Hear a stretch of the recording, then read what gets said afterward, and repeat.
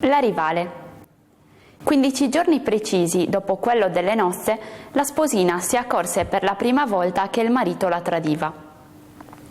Erano andati in montagna, forse per vedere più da vicino la famosa luna di miele, non in una delle solite pensioni dove le nuove coppie sono invidiate, spiate e spesso prese in giro, ma in casa di una vecchia paesana che era stata un tempo a servizio presso la famiglia dello sposo. Tutta la casetta, in mezzo a un fitto bosco di castagni, era a loro disposizione. Luogo più bello non poteva inventarsi per due giovani sposi innamorati come gatti, e come felini essi passavano la giornata, fra i cespugli, nell'ombra odorosa di funghi, tra i fiori lisci e dorati che brillavano come ceri nella penombra del bosco, e non partecipavano all'amore che li sfiorava con la mano della sposa. La vecchia preparava i pasti che erano quasi sempre a base di funghi, squisiti ed eccitanti. A mezzogiorno gli sposi mangiavano nella cucina fumosa, che sembrava un'antica cucina fiamminga. Di sera preferivano le camerette al piano superiore, perché la cucina si riempiva di figure rosse e nere, di maschiacci giovani e vecchi, marito, figli e parenti della vecchia, tutti rudi boscaioli che tornavano dalla selva dove tutto il giorno avevano tagliato e fatto rotolare lungo il torrente grossi tronchi d'alberi, e dopo aver mangiato come lupi bevevano e fumavano la pipa. L'odore della pipa, soprattutto, dispiaceva alla sposa.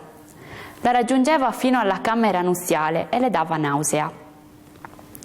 Anche lo sposo non fumava che sigarette profumate e pochissimo del resto. Nella seconda settimana di matrimonio cominciò però a fumare un po' di più. Evidentemente cominciava ad annoiarsi, e la sposa, col suo finissimo intuito di donna innamorata, se ne accorse. La sua prima gelosia fu dunque per la sigaretta del marito, sebbene anche lei, riguardo a fumare sigarette, non scherzasse. Inoltre il tempo si fece brutto, e allora, aspettando che il tempo tornasse bello, i due sposini, quando non avevano di meglio da fare, fumavano e fumavano.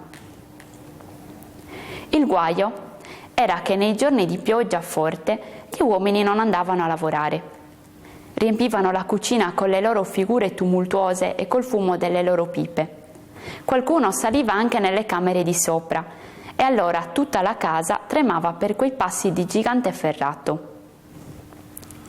I due sposi quindi dovevano restarsene nella camera nuziale, quasi tutta occupata dal letto che pareva proprio un monumento, e il fumare e il resto non bastava a dissipare la loro noia. Anzi, avevano deciso di partire se il tempo continuava così.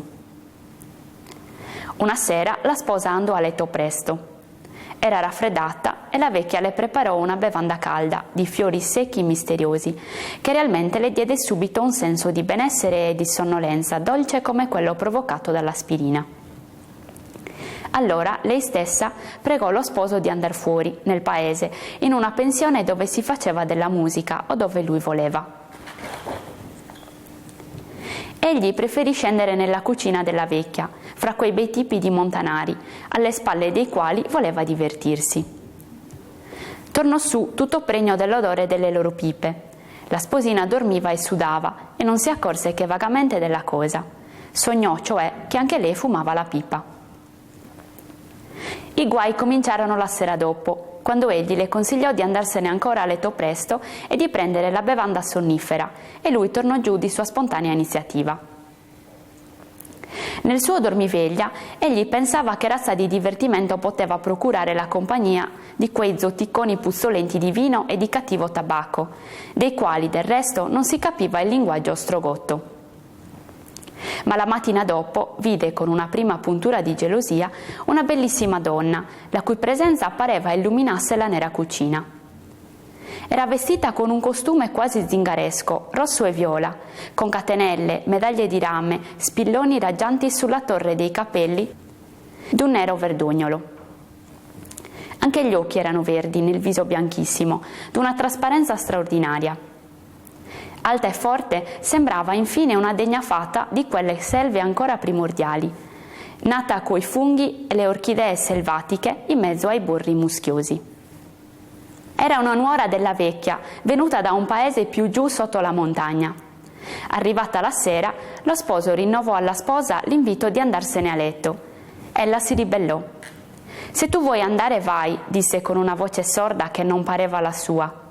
«Io sto su alzata a leggere». Rifiutò anche la bevanda che la faceva dormire. Aveva l'impressione che la vecchia e lo sposo fossero d'intesa contro di lei per un'azione malefica. Egli rimase, ma era di un umore tetro, col viso cattivo e gli occhi stralunati. Nel silenzio si sentiva di tanto in tanto come uno sbattere arrabbiato di ali. Erano le pagine dei giornali che gli sposi leggevano.